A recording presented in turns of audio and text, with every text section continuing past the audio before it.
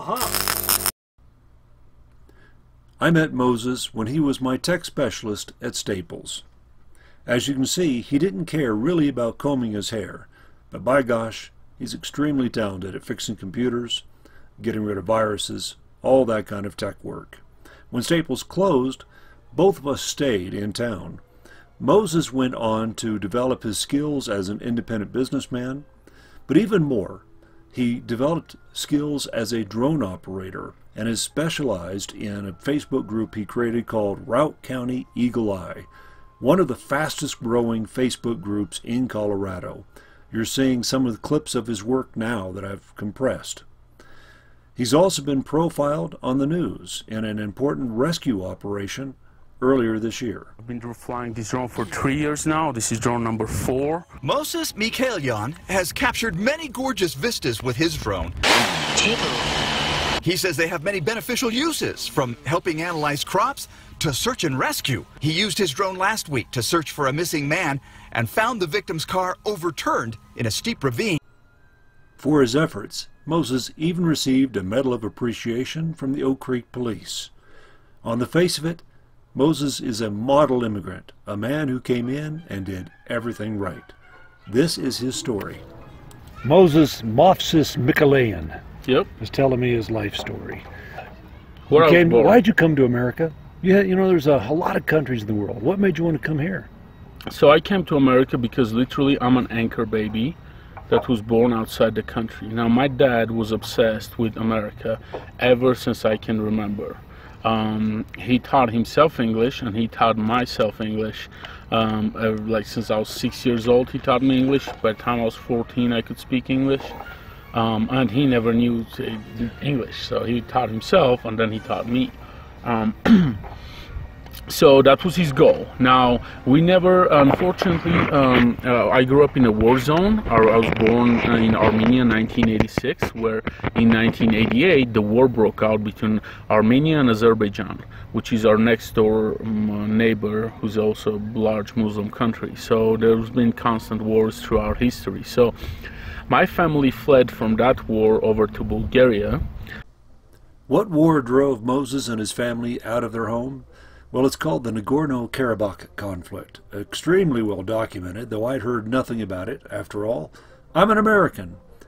However, if you want to find out more, you can look on YouTube and find the Caspian Report, BBC News, Now This World, all sorts of information about the sources of this ethnic, territorial conflict. But in the end, all I have to say is, I give up. This whole thing's very Russian. Let's jump to the teenage years.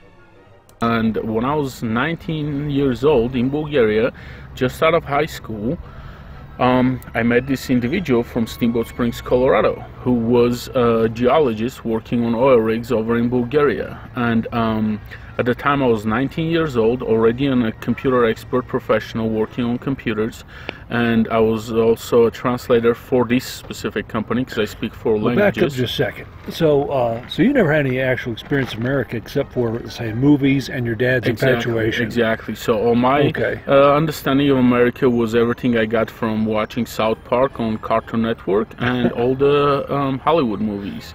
Okay. So it's a bit of a Hollywood it's accent on reality, because reality obviously isn't just like you see it in Hollywood movies, so it was a little bit off. Yeah. A little bit more like in the movies than real life is. A little bit more exciting, a little bit more just, right? A little bit more ideal, and so on. And also they cursed a lot more in South Park than I realized the actual Americans do. But my first experience with Americans actually confirmed that, because they were all working on oil rigs, so they also cursed a lot. They were roughnecks, as they called themselves, and so on. So yes, I hadn't had any. So the first actual American that I've ever met was David Chuantes. Okay. Yeah, the first American I've met face to face ever. How'd you teach it? But you were already working on computers. How'd you learn that? How'd you teach? So I'm been a technology kind of oriented guy my entire life, ever since I was a little kid. I used to work with batteries and little LED lights and sticks and motors that I would extract from all kinds of devices and everything. Like my dad had at the time, which was a big deal, this Walkman that I broke just to get the motors out of it. So that kind of stuff. And when I was 13, I really wanted a computer. I saw one. I was instantly attracted and my mind was blown about what a computer is, so I wanted one. At 13, I worked all summer, put together a computer from parts. I bought a used monitor at the time. I bought a big fat Windows 98 book, and that's how my career started as a computer guy. And I was obsessed with that computer and that book for a long time. I read through the whole thing, and back then you would have to reinstall your Windows every 2 weeks and this and that, so I would take my computer completely apart, which now I know was kind of excessive, but clean it all up and put it all back together, and that's how I became a computer expert, by mainly working on my own computer.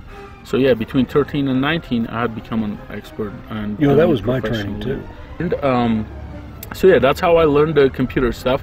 I got hired to do computers and translation on this oil rig by them, and they lost one of their geologists. So then they needed an extra geologist. So I asked the guy who was the geologist, I said, how can I help you in this situation? He said, well, I need an R1 of me. I said, well, train me to be an R1 of you. Tell me what I need to do. So they trained me in 2 weeks to take over one of the mudlogger's positions, which it wasn't as much as it was complicated. It was more of a responsible kind of thing. You had to be responsible, you had to care, you had to be detail oriented and so on. So what mudlogger does, as the oil rig is drilling down every 3 feet, you would get a mud sample of what are we going through. Okay. And then you would use that to create a log of the dirt. And you say, hey, if you're down here, at 200 feet you're gonna get sand, at 500 feet you're gonna get gravel, and so on and so forth. So that's what I was doing. And also, I saw one of the coolest computers I've ever seen.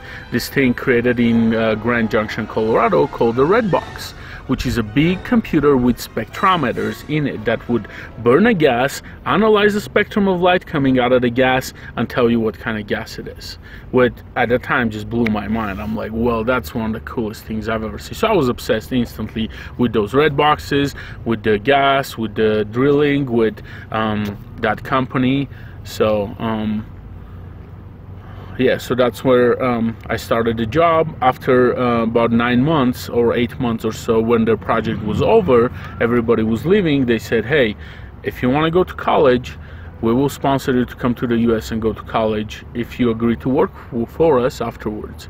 So I agreed to that, and about 3 years from then is when I got my visa to come to the US. Because that must have been like a dream come true. That was like more than a dream come true, because like it was like dreams you never even dared to dream about come you had true. To celebrate about that. It still blows my mind to this day. I've never stopped being like amazed by how that happened, and it has set the foundations of my faith in like the positivity of life, that there is goodness in the world, hope for that good things happen. Well, you also must have done a hell of a job, because you impressed them enough to make that offer. Yeah, and the hardest part of the job was the dedication to it. You would have to get up 4 a.m. every morning. First of all, at 19, I had to give up my summer. Okay, my summer was why we lived. We would just suffer through all the winter, because we called them hungry winters back then when we were kids, and we would suffer the whole winter just so in the summer we could have money, because there were tourists and the economy was booming. We would have money, we would have nightclubs, we would have tequila, we would have Russian women coming to party. So that was, and I had to give up that summer for this job, and it was worth it. But yes, yeah, so I quit doing all of that, quit going out with my friends, quit going to the nightclub, because this job was every single day, no weekends or nothing, and it was from 4 a.m. to 4 p.m. every night on an oil rig, all by yourself in the middle of nowhere, and extremely loud, not the friendliest environment, kind of dangerous in a way and so on, but yeah, I loved it. It was huge machinery, giant machinery. There were bulldozers and cranes and everything, and I was in a position of responsibility and authority. Like I could tell the crane guy, hey, can you move this huge container over here, watch those wires, put it over there. and that kind of stuff. So I was recognized, validated, appreciated, paid, and so yeah, it was again beyond anything I could have ever dreamed of, because you know, dreams are you're trying to be realistic, which also shift my understanding of what is realistic. What is realistic? Well, should I go with what we imagine is realistic, what we believe is, or what my life has shown that anything can happen, that there is no limits on nothing. So yeah, that's as realistic as things can get in the world. In part 2, we follow Moses to Armenia, where he gets his sense of justice by seeing a government behave with great injustice. And he comes to America with bright eyes and a sense of all is well and justice is blind. And then he began to wonder, is George Carlin correct and that really was a dream?